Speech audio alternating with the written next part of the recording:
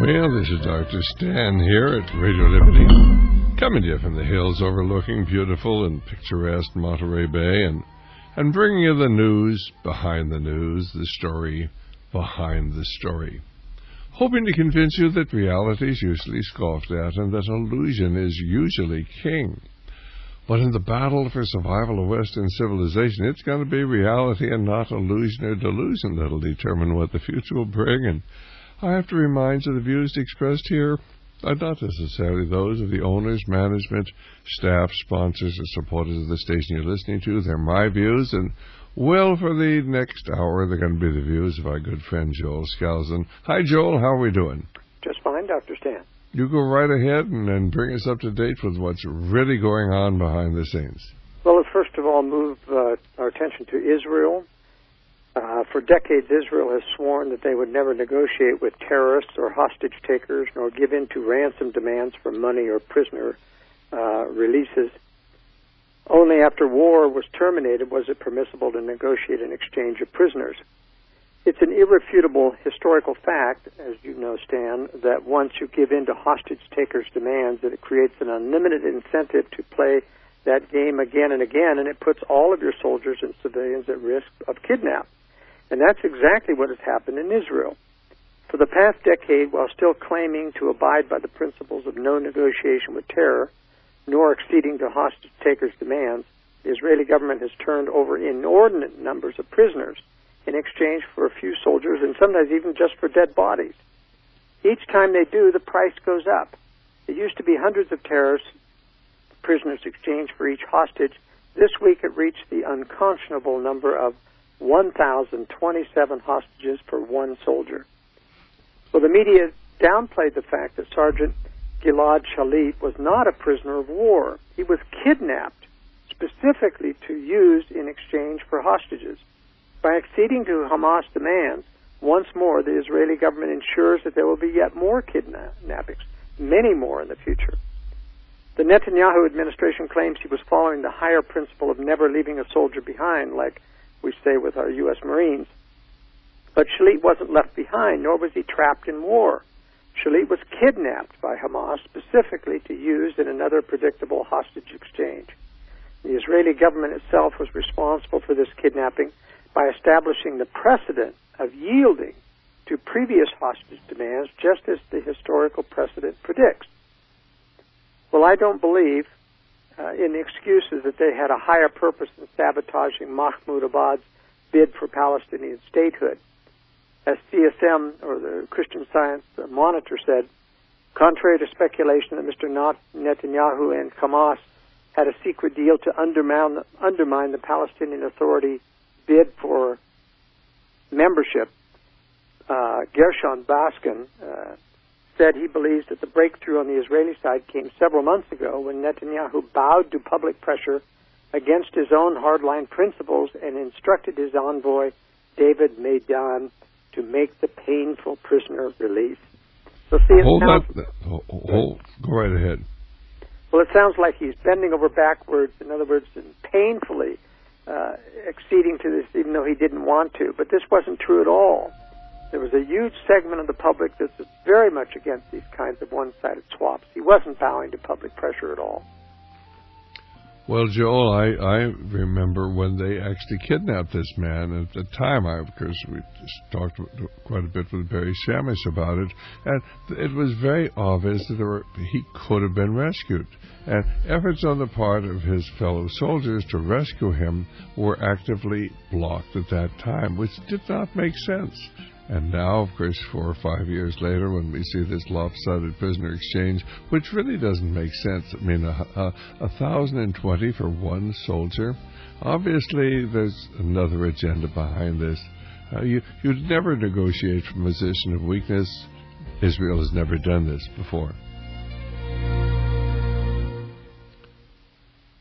Well, our guest is Dr. is Joel Skousen today, and we're talking suddenly about what happened over in Israel, where the Israeli government gave 1,020 terrorists, many of these vicious terrorists with blood on their hands who killed lots of Israelis, they gave them back in return for one soldier. Now, this does not make sense unless you believe, as I do, there's another agenda behind everything going on today. So in the past, on several occasions, they've given 100 terrorists for one soldier, or 200 terrorists for one dead body, or something like this. This just doesn't make sense. Joel, how do you explain this? Because obviously, if it's not logical, then there has to be another explanation. Well, the reason is that the Netanyahu government is not actually right-wing. It is a globalist government. Netanyahu is a Kissinger protege. They believe in the same globalist crisis creation and creation of wars. They don't want peace in the Middle East. In fact, they want to continue to exacerbate things, and that's what this exchange is that they have to prove that they're prosecuting terror in order to keep getting elected.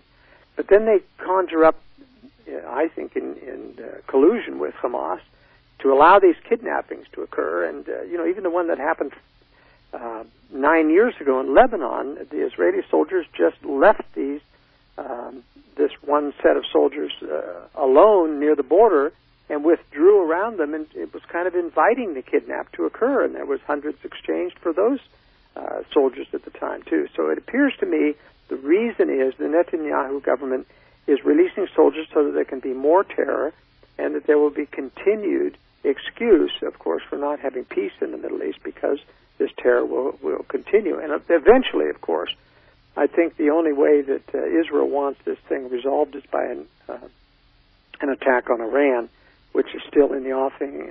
A great many people in the United States are pushing for this. All of the neocons are out beating the drums for a preemptive strike on Iran, and Israel is falling is going to start this because the U.S. won't do the preemptive strike, but Israel will.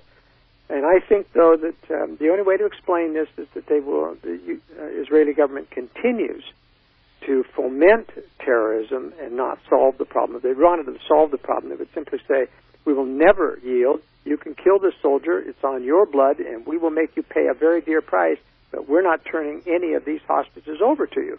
I mean, each time Israel engages in these exchanges, it crucifies anew the parents and the loved ones of the young and old Israelis killed by Palestinian terror attacks.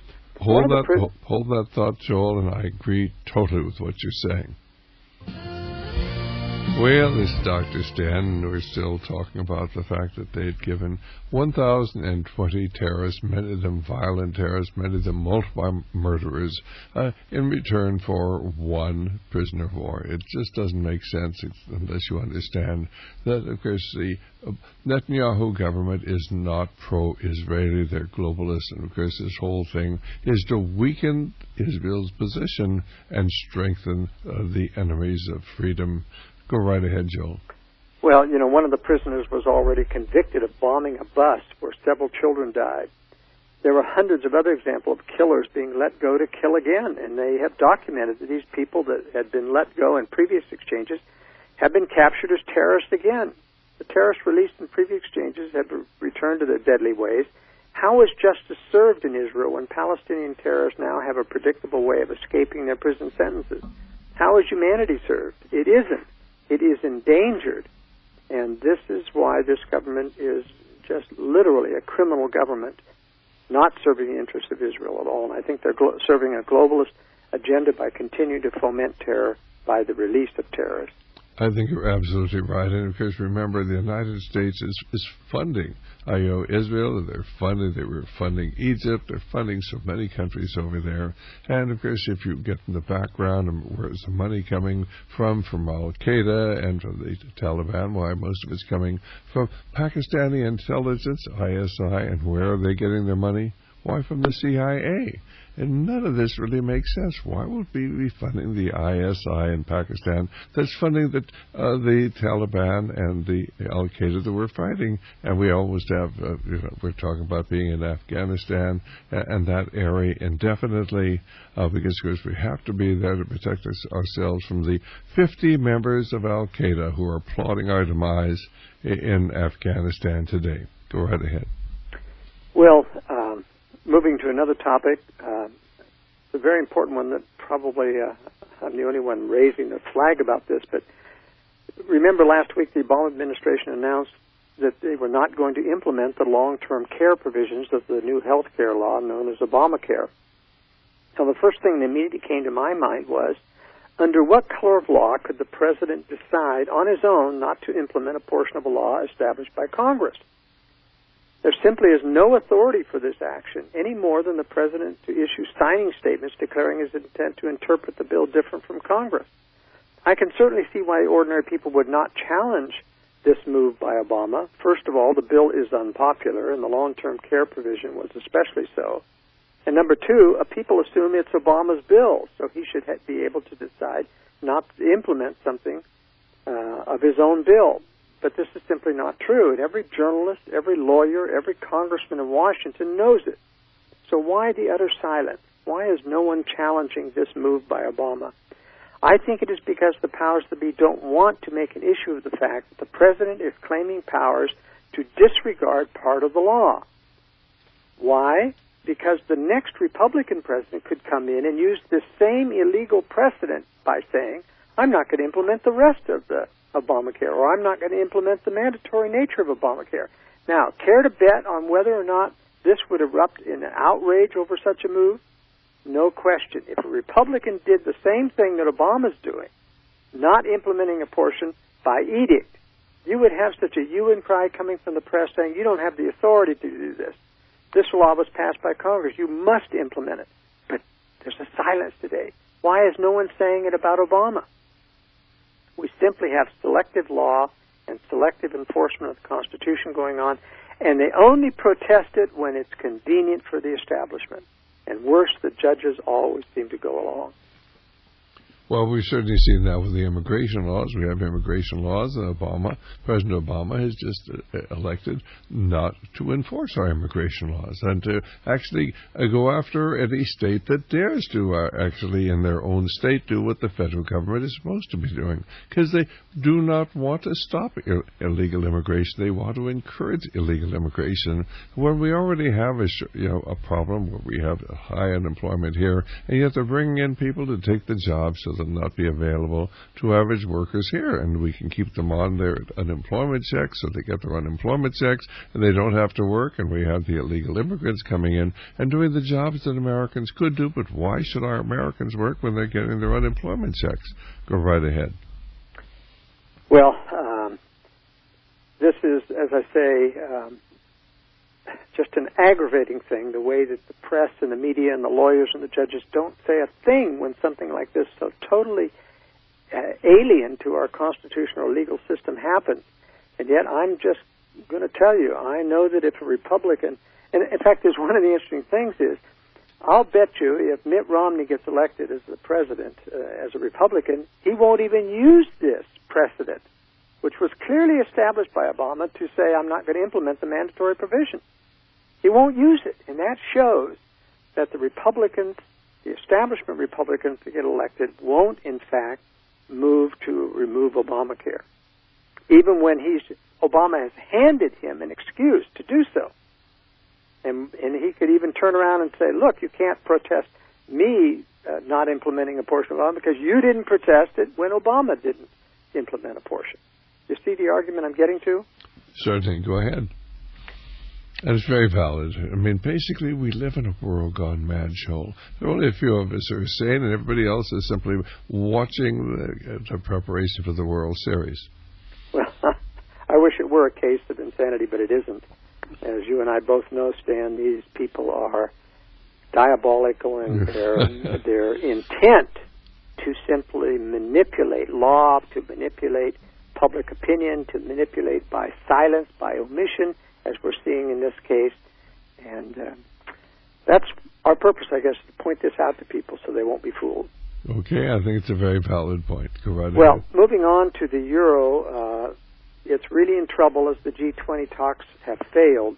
The Wall Street Journal was the bearer of bad news as on the euro debt front, saying the euro took a hit Monday as German leaders tempered hopes that an upcoming summit would lead to a deal resolving the continent's sovereign debt crisis.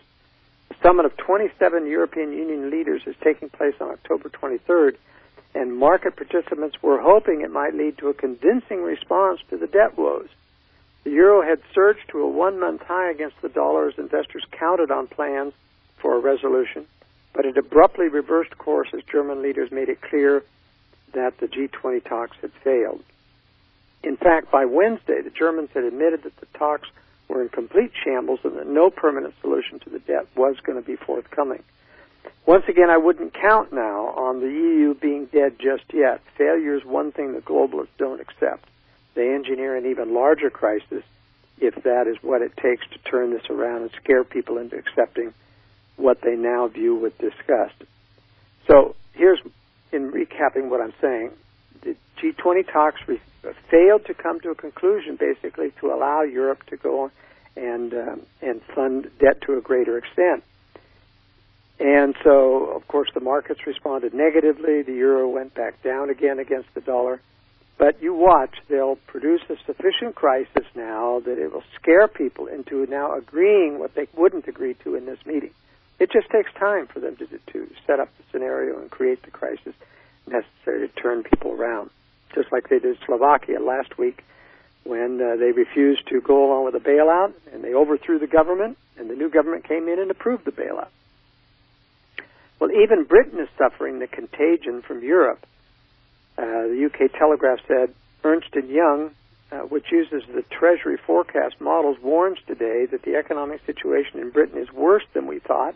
It concludes that the, quote, bright spots in Britain's economic recovery have dimmed to a flicker because of the ongoing crisis of the single currency. Now, this is interesting because Britain isn't even a member of the EU currency. It doesn't use the euro, and yet because so much of its trade is dependent upon Europe and so much of that has ceased to exist because of there's just no money available in Europe to be spending on business and other investment endeavors that normally occur in London.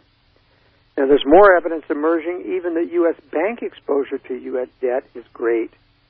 ZeroHedge.com reported that Morgan Stanley has a $39 billion gross derivative exposure to French banks. $39 billion in derivatives. They don't have that money to pay those off, Stan. That's what makes them, necessary to have another bailout. The latest quarterly report from the Office of the Currency Controller is out. Zero Hedge says it usually presents a crisp, clear, and very much glaring format of the fact that the top four banks in the U.S. now account for a massively disproportionate amount of derivative risk in the financial system. Specifically, of the $250 trillion in gross amounts of derivative contracts outstanding among the top 25 commercial banks, a mere 5 banks, and really it amounts to 4, account for 95.9% of all derivative exposure. HSBC replaced Wells Fargo as the top 5th bank, which at $3.9 trillion in derivative exposure is a distant 4th place from Goldman Sachs, which has $47 trillion in derivative exposures. Please repeat that. $47 trillion in derivative. Now, here's what this means. They have guaranteed to pay on demand if European debt falls. They're going to pay on demand all of these derivative credit default swaps. It's like insurance. But Goldman Sachs doesn't have $47 trillion to pay out. So it's a Ponzi scheme. The top 4 banks are JP Morgan Chase with $78 trillion in exposure. You thought 47 was bad. Citibank with $56 trillion, Bank of America with $53 trillion, and Goldman with nearly $48. How's that? Well, but they really don't have to worry because they're too big to fail, and basically they have to pay off. You know who's going to have to do it? The American people are going to have to pay it off. After all, we've accepted the fact that we cannot let them fail, and certainly if the get a call on those derivatives, why, they'll simply destroy our economy to protect the banks, instead of sending the men to prison where they should be going. We're going to be back in just a moment. Our guest is Joel Skousen. Ladies and gentlemen, the whole financial structure of the world is on the edge of destruction. Well, you go right ahead, Joel. Well, ZeroHedge.com made this same point that you just pointed out. What's your definition of too big to fail, they say. The biggest banks not only are getting bigger, but their risk exposure is now at an all-time high and up $5.3 trillion from Q1 as they have to risk ever more in the derivatives markets to generate the incremental penny of return. And it's these derivatives which are giving them these big bonuses and why they're making money during these times. But this money that when it goes down, they can't pay off, and they'll demand another bailout. Now, I don't think that they'll be able to go politically before Congress and get a bailout, but I think the bailout will come nevertheless through the Fed, through printing of money. Well, basically, they don't have to go before Congress. The Fed operates in secrecy. Yes. And basically, I mean, they had put out $16 trillion in 2008, and they kept it secret. The only reason we know about it is because of the legislation that they got through, and thank goodness to Bernie Sanders, who I don't necessarily like, but I would congratulate him for getting this through. We found out only when, of course, the Fed was forced to come forward did they admit $16 trillion. They were giving it to European banks. They were giving it to Japanese corporations like Toyota. They were shoveling money out, and we don't know what happened to the money. We know it was put out there, and it was created out of nothing, and where is it? What's happened to it? I don't know, and neither does anybody else. Yes, indeed. It's just a sham, and it's going to keep going. I don't think there's any end in sight until, as they say, either a collapse come or they give us a war to cover for the collapse. Well, moving on to another topic, everyone's now familiar with Herman Cain's famous 999 tax reform system. But Peter Schiff says there's a fourth 9% that he isn't telling anyone about. Cain would replace, he says, the current system of income and payroll taxes with 9% flat rate personal income tax, a 9% corporate tax, and a 9% national sales tax. Great idea, supposedly. Such a system would unburden businesses, provide a tax cut for most Americans, which isn't true, and shift taxes to consumption and away from income generation. This is exactly what our economy needs. But unlike our current corporate tax structure, the plan eliminates the deductibility of wages and salaries from corporate income. The net effect is the creation of a brand new 9% on wages, tax on wages. And when this fourth 9% falls from Cain's sleeve, most of his opponents will likely accuse him of cheating. With certain labor-intensive businesses, this will actually double their taxes under Cain. In fact, a 9% personal income tax with no deductions will increase most people's taxes. A 9% sales tax added to the 7 to 8% sales tax already given to state and local governments will equal 16%. Think of going out to a restaurant and paying 10 to 15% in gratuity and another 16% in national sales or in total sales tax, and you end up with a 30% whopping tax bill on top of your restaurant bill. People aren't going to stand for that. And here in California, we have a 9% sales tax, so that would be 18%. Right. Wow, incredible. Right, but nobody's bringing this out, and everybody says 999 sounds really great. I mean, do away with the income tax, but actually it's going to hurt the little guy far more than the big guy, as far as I'm this is really what's called a regressive tax, right. And because sales taxes force everyone to pay. And, hold that thought, and we'll be back in a moment here. Well, this is Dr. Stan, and certainly Joel has been talking about the derivatives, and certainly these are financial weapons of mass destruction. The derivatives that are out there, and of course, basically, we're talking about certainly trillions and trillions and trillions of dollars, hundreds of trillions of dollars of derivatives out there, most of them held by major American banks. And if they go down, Why, of course, they're held by banks that are too large to fail, the banks who control our government, and you and I are going to get stuck for paying this, and this is what's going to destroy your savings, your pensions, your annuities, your insurance policies, everything you've worked your whole life for. Because, of course, we're going to protect the banks, not the American people. And then, of course, Joel is now talking about Herman Cain's 9 and 9 nines. It sounds great, going to do it with the income tax. Well, what it's going to do is going to cost the little guy a lot more. It's an extremely regressive tax. Pick up the story there, Joel, because nobody's really explaining how this is going to work and how it's going to effectively destroy our corporations and destroy the little guy and certainly benefit the people of great wealth like Mr. Cain tremendously. Well, it really doesn't eliminate the income tax at all. It only takes away your deductions, and everybody pays 9% of their income. Of course, remember that you're paying 9% of your income without deductions, and you just take a look at people's normal middle-class people taxes. It takes away the individual deduction, the deduction for home mortgage, the deduction for education, for medical care, and all of those things.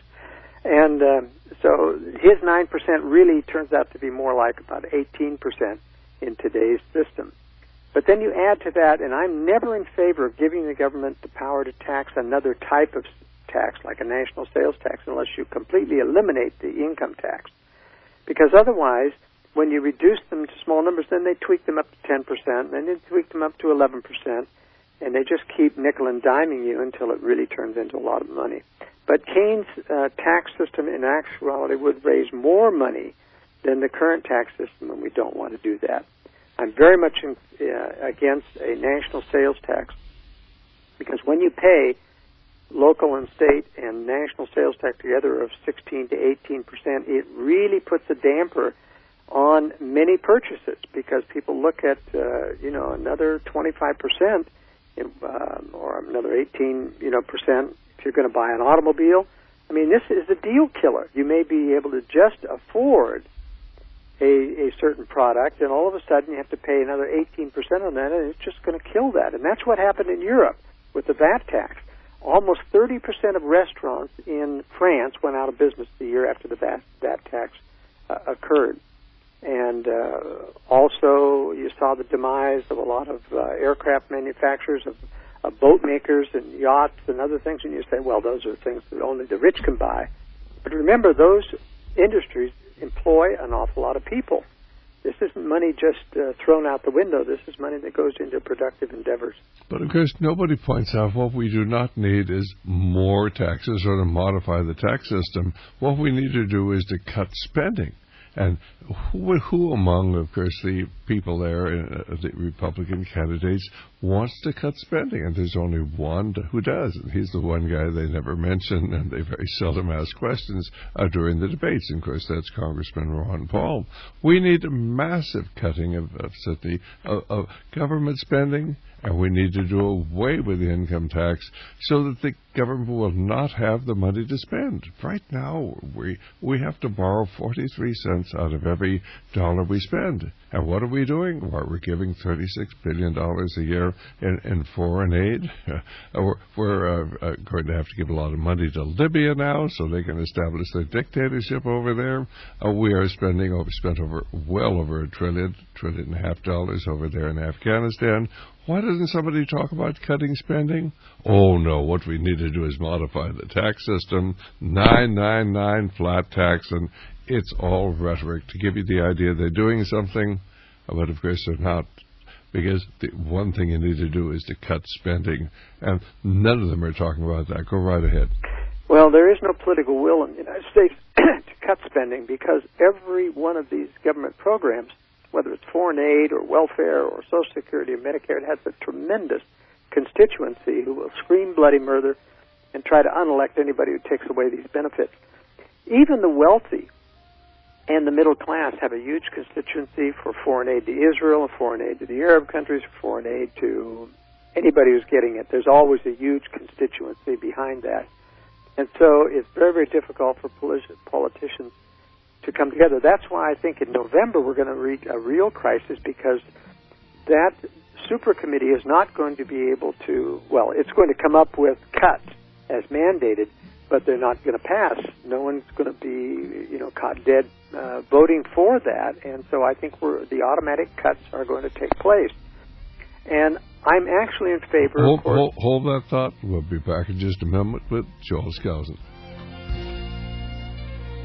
While the storm clouds gather across the sea, let us swear allegiance to a land that's free. Let us all be grateful for a land so fair, as we raise our voices in a solemn prayer. Go right ahead, Joel. Well, I'm really in favor of, because there's no way to pass a balanced budget amendment and they wouldn't abide by it, the only way to do it is just to stop raising the debt limit. And we had the votes in Congress to be able to do that, and they twisted a lot of arms and got people to vote. But really, Republicans should have held the line and just refused to raise the debt limit. That would have forced spending cuts. And it's a crude way to do it, but nevertheless, you've got to be able to stop it because politicians simply don't have the courage to vote for the spending cuts. Now, Ron Paul, as you mentioned, is the only presidential candidate to have the courage to put forth a dramatic plan that cuts that full $1 trillion out of the budget, not within the next decade like everyone else, but within 3 years. Everyone else's plan is timid by comparison. Obama keeps talking about paring down the budget over the next decade, but federal spending is already up this year, Stan, by 5%. Some cut. Ron Paul's opinions about budget cutting are well known, of course, but on Monday he got very specific. He laid out a budget blueprint for deep and far-reaching cuts to federal spending, including the elimination of 5 cabinet-level departments. And these are the departments: Education, Energy, Interior, HUD, which is Housing and Urban Development, Commerce. All of those would go down, and believe me, he would do that. Plus the drawdown of American troops fighting overseas, which would save over $1 trillion a year all by itself. There's even a symbolic readjustment of the president's salary to put in line with average Americans. Ron Paul said that if he would become president, he would not take a $400,000 current salary, but reduce it to $39,336, the average income of the Americans. The plan, Paul said, would cut $1 trillion in spending his first year in the White House and create a balanced budget by the third year of his presidency.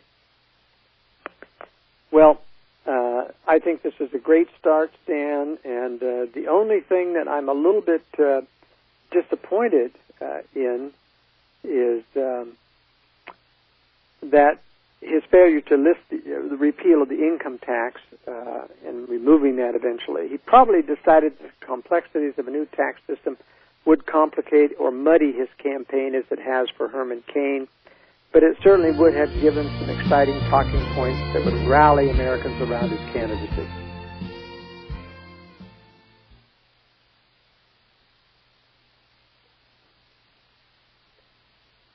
Are you still there, Stan?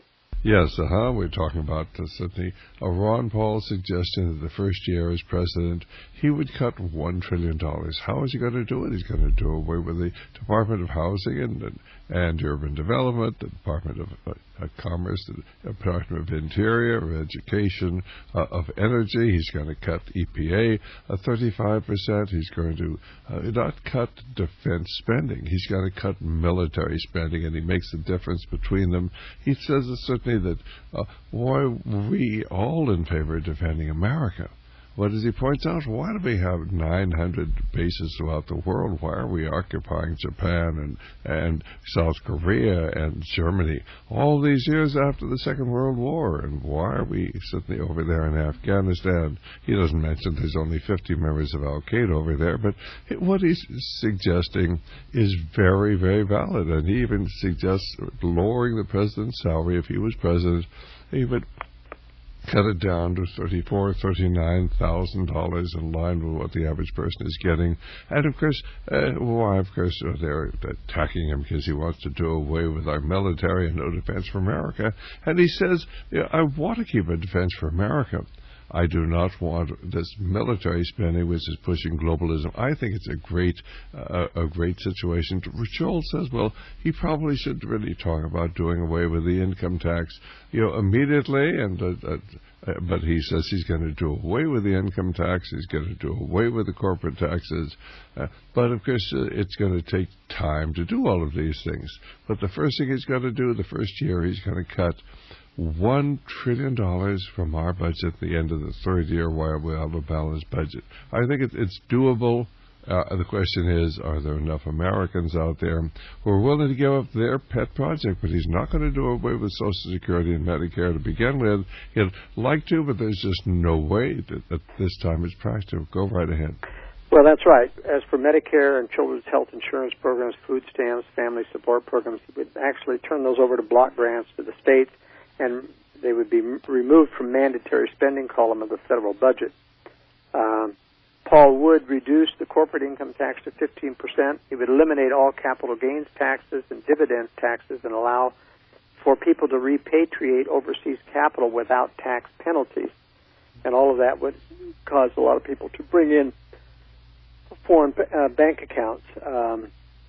So there's a lot to be said for Ron Paul's program, and I think it's getting pretty good reviews. I think it's carefully thought out. So I'm optimistic. Once again, Ron Paul is just slowly coming up in the polls.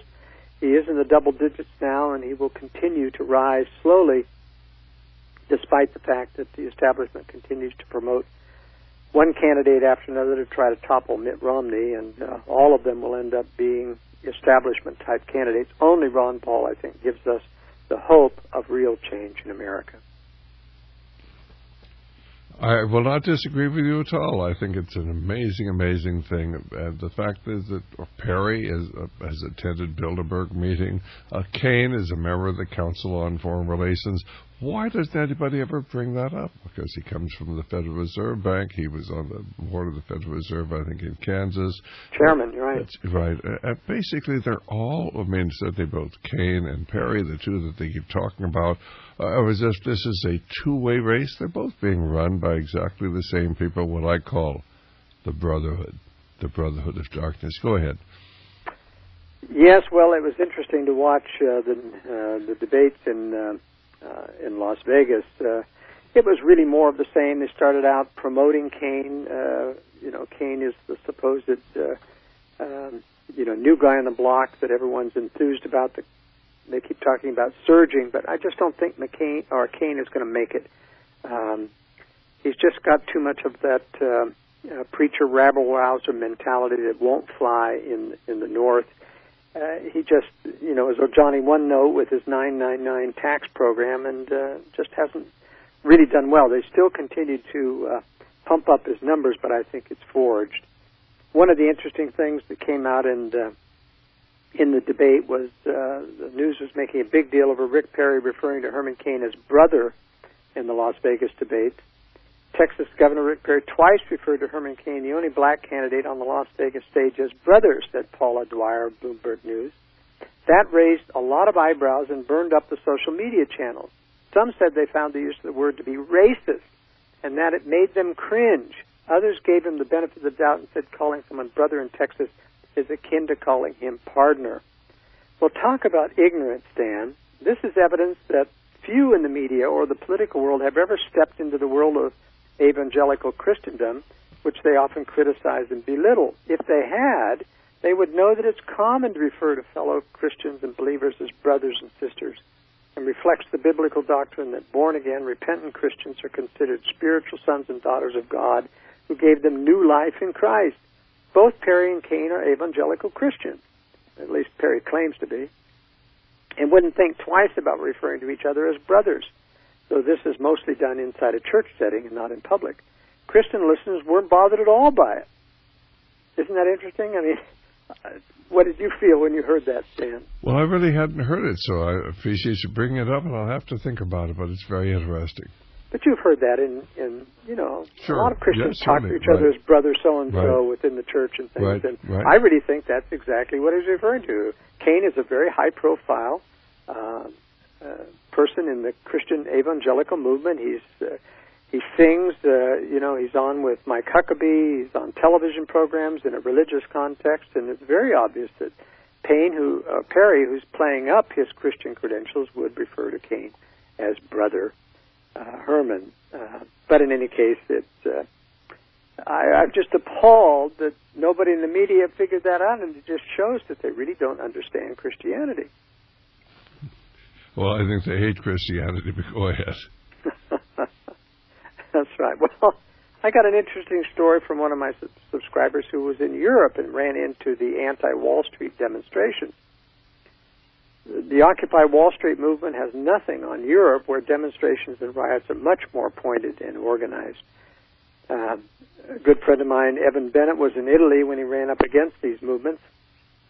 But he took the bull by the horns and got himself and his wife out of the city in a very gutsy survival story, which I'll share with your listeners. He said, several days ago we landed in Athens and found the city, county, or country dealing with multiple strikes and demonstrations against Wall Street. The day before yesterday, we checked into our hotel next door to the Colosseum. It was a beautiful hotel located in one of the best parts of Rome. It's got a lot of history. Front desk recommended that we check out by 2 p.m., as they said there would be activity in the streets of Rome the following day. Now, what he was giving them a hint is there are going to be more demonstrations, and very bad ones. In Europe, nothing is spontaneous, and people warn one another because the result of mass demonstrations in Europe is huge, shuts down everything. He said, I asked a few more questions about what he meant and got cursory responses. We checked in, went to dinner, and then started to plan the next day. We decided to get an early start. They were glad they did. We awoke around 5 a.m., headed out, decided to go light. We left all our luggage in the hotel, planned to tour the Vatican first. We were in the Sistine Chapel, which is a 20-minute cab ride from our hotel, when our British tour guide got a phone call around on a cell phone at 9:40 a.m. He was silent for a while, and I could tell from his expression that the news he was receiving was not good. He hung up the phone and in typical Brit fashion declared nonchalantly that the city was effectively shut down, police were everywhere, and all transportation being closed, so we should enjoy our tour. I was quite surprised, he said, by everyone's attitude, like it was no big deal. The city was soon to be afire in social unrest, and no one seemed to care. I quickly started handing our museum audio gear back with the declaration, we're leaving. We began to leave, and I hoped this would be a quick exit from the building, but for those of you who have been in the Vatican, it is huge. We were running through the hallways and some of the most beautiful exhibits anywhere in the world, and I couldn't believe the irony. I was in the midst of so much history, yet unable to view it because of the history going on outside the walls of the Vatican. It took us 30 minutes to exit the Vatican and hit the crowds in the street. We ran blocks to find the train terminal shut down and police mobilizing everywhere. How we managed to get to the hotel was nothing short of an act of God. We passed police and other riot equipment, tear gas trucks with water cannons. We were finally able to get our way to our hotel, grab our gear as the riots were just starting, and leaving our way through the streets away from the crowds. We passed countless men and women going to the location of the demonstrations. This is a spectator sport in Italy, by the way, and everybody just streams into it. We came to find out that there were multiple demonstrations across Europe, but the worst was in Rome, where we were.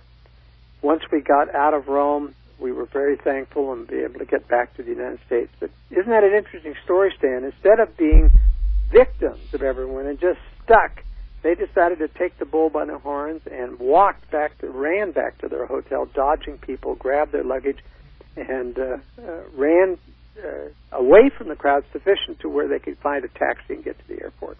Well, I'm just glad that they did, because you certainly don't want to be caught in the middle of that, because you never know when one of these things is going to turn violent. And we're going to have this sort of same thing increasingly in the United States. This is very carefully coordinated. This is carefully planned. And sooner or later, they're going to begin to turn violent. Go right ahead. Well, there's some very interesting Internet rumors circulating that George Soros controls all arms and ammunition makers in the United States. Now, the only thing not confirmable in this story is the George Soros part, but it makes little difference. Soros isn't running the globalist conspiracy, and I'm getting a little disturbed that everybody, picks him as the boogeyman. It isn't that he's a nice person. He isn't. He's a very highly placed rich man who follows orders from above, and by pointing out and making Soros the boogeyman, I think we avoid understanding about the much larger and more dangerous conspiracy that we're really dealing with. I think that's a very, very important point. Please, I'm so glad you brought it up. Go right ahead. Well, the culprit of the story is a big insider investment corporation, Cerberus Capital Management, who has been involved in the buyout of government-connected corporations like Chrysler. Whether or not Soros owns anything near controlling interest in Cerberus, I cannot confirm, but I believe it is doubtful. What is disturbing is that Cerberus is involved in mercenary-type companies like DynCorp. These are black operations and dirty trick companies, and no one is able to control them unless they are insider connected. Cerberus Capital Management owns the Freedom Group, which has been buying up American gun and ammunition manufacturers for some years now, and owns so many that it could single-handedly shut down a major portion of private citizens' access to guns and ammunition. Isn't this interesting how the misnamed Freedom Group now buys up Bushmaster Arms, Marlin, Remington, which is one of the biggest gun manufacturers in America, DPMS, Dakota Arms, H&R, Panther Arms, L.C. Smith, Parker Arms, Barnes Bullets, and many others. I mean, there's got to be a plan here. Why would they keep buying up all of these arms and ammunition manufacturers if they didn't plan on shutting them down someday? It's very interesting that Cerberus Capital Management, the name Cerberus, is an occult meaning that seems very appropriate for what it is involved in. Cerberus was a three-headed demon hound in Roman mythology that guarded the gates of hell. Get this, to prevent damned souls who have just crossed the river Styx from escaping back to the world. Who would name their company Cerberus unless they had an evil motive? Well, I think, of course, you know the recurrent theme of our program. Go right ahead. That's right. This is the Brotherhood of Darkness, Dan. So it's... let me just say on a good note... Here's an example of the kind of sheriff that every county needs. His name is Stephen Armbruster, who really understands the role of law and his responsibility. Recently, he said, a county judge in Wisconsin ruled that American citizens do not have a civil right to consume foods of their choice. You remember that. I'm sure you covered that. Yes, In the case, in particular, the judge ruled specifically that plaintiffs do not have a fundamental right to consume milk from their own cows. I was so taken aback by it, he says, the ruling, that I contacted the attorneys involved in the case. I wanted to make sure that I understood all of the issues and also that I was prepared to defend the Ninth Amendment civil rights of our county citizens to consume dairy products. Obviously, these rights can never be taken away from them by a judge. The sheriff is part of the executive branch of government. He must defend the constitutional rights of the citizens by carrying out only lawful orders. This has been established as the final check and balance and exists, at least in part, he says, so that we don't fall into a state of judicial tyranny. This case very clearly represents a situation where I, as sheriff, would refuse to carry out the orders of any judge who would mandate that county citizens be prohibited from eating foods of their choice, or in this manner to drink the milk from their very own cows. A true constitutional sheriff would impose himself, in this instance, to protect the civil rights of the citizens, not enforce the laws of the court. Boy, I tell you, wouldn't that be wonderful to have a sheriff in every county like that? Amen.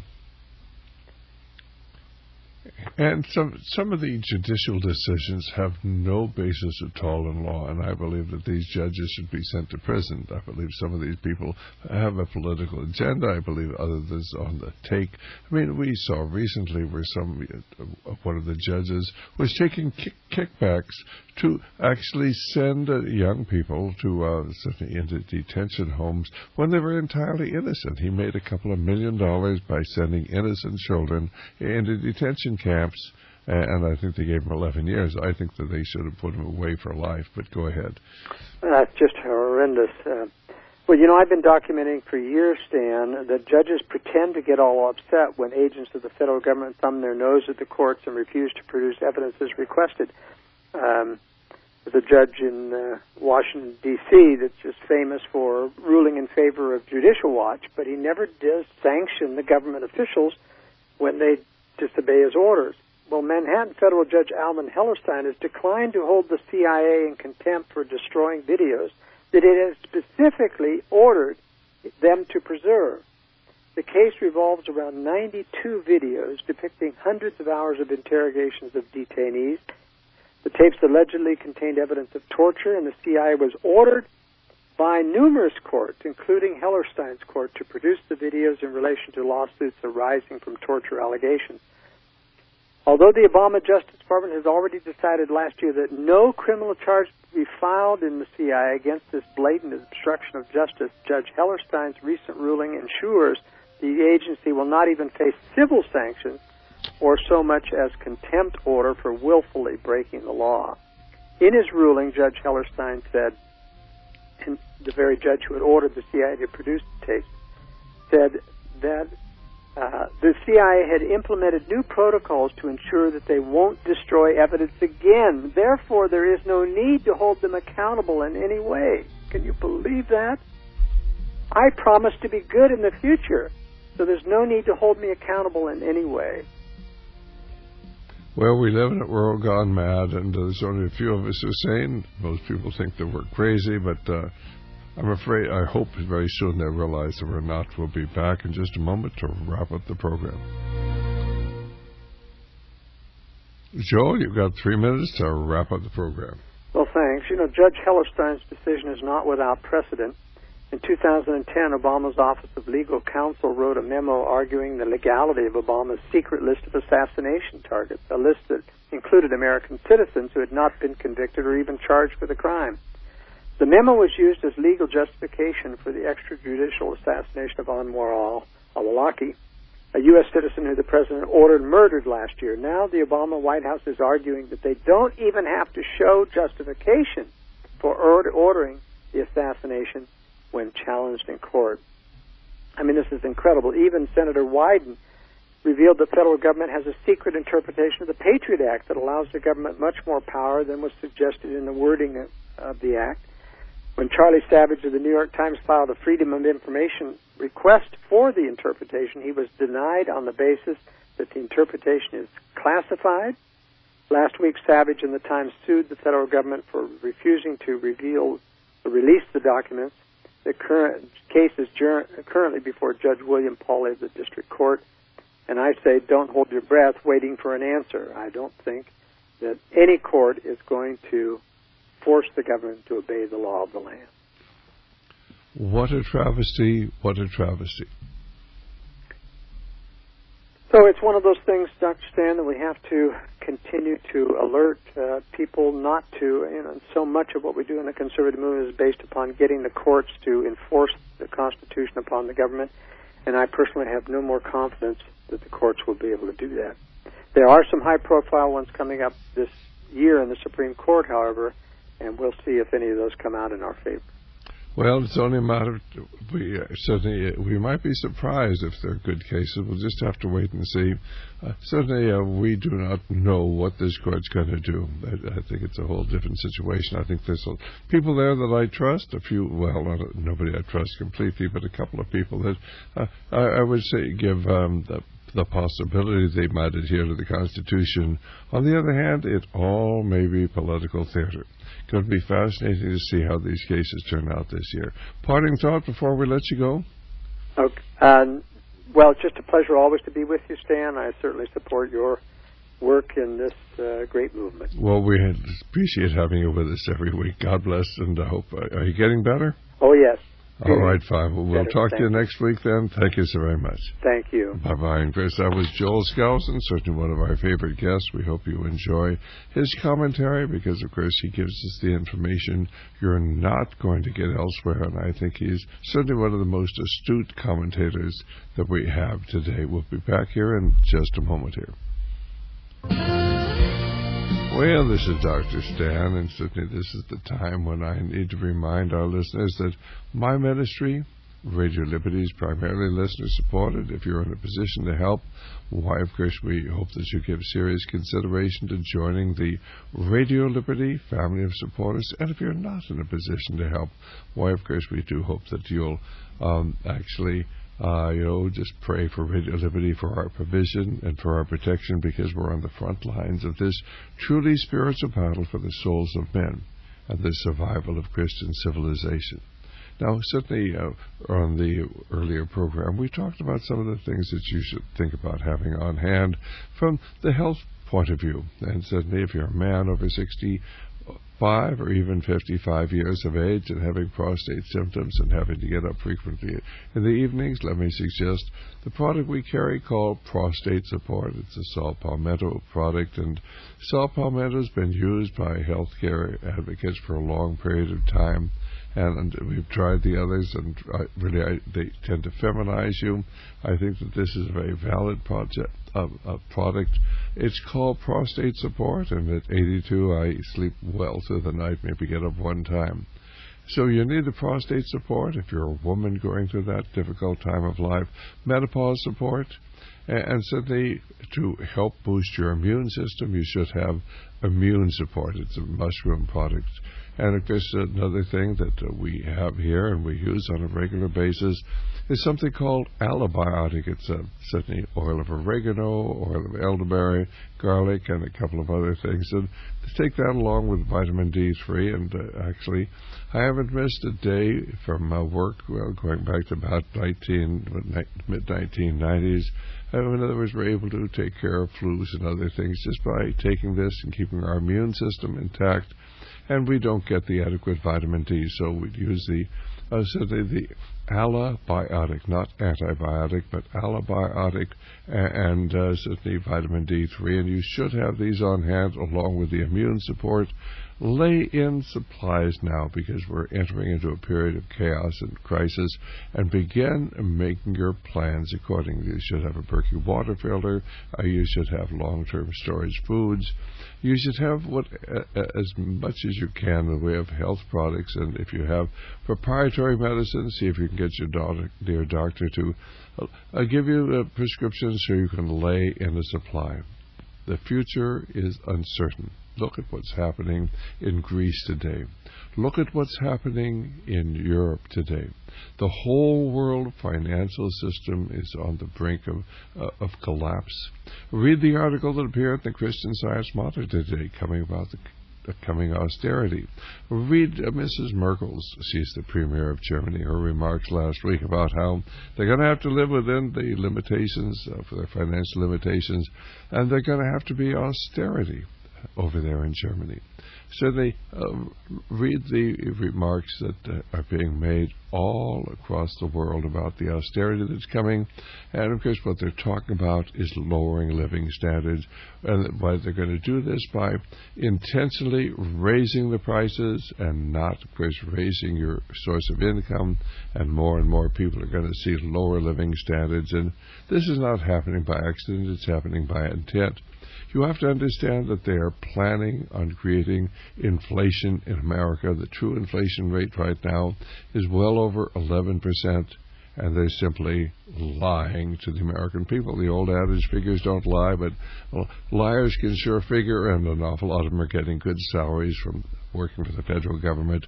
Remember, the average federal employee gets about $123,000 a year. The average, certainly, person in private industry gets about $65,000 a year. And so these people in government, they don't want to, of course, give up the perks that they have. And so they go right along with the system. After all, if they try to fight it, why, they'll be destroyed, they'll be impoverished, they'll lose their job, and they'll have difficulty getting either social welfare benefits or getting another job again. And once you get blacklisted by the government, you're in real trouble. Our telephone number, 1-800-544-8927, 1-800-544-8927. And we'll be back here in just a moment at Radio Liberty.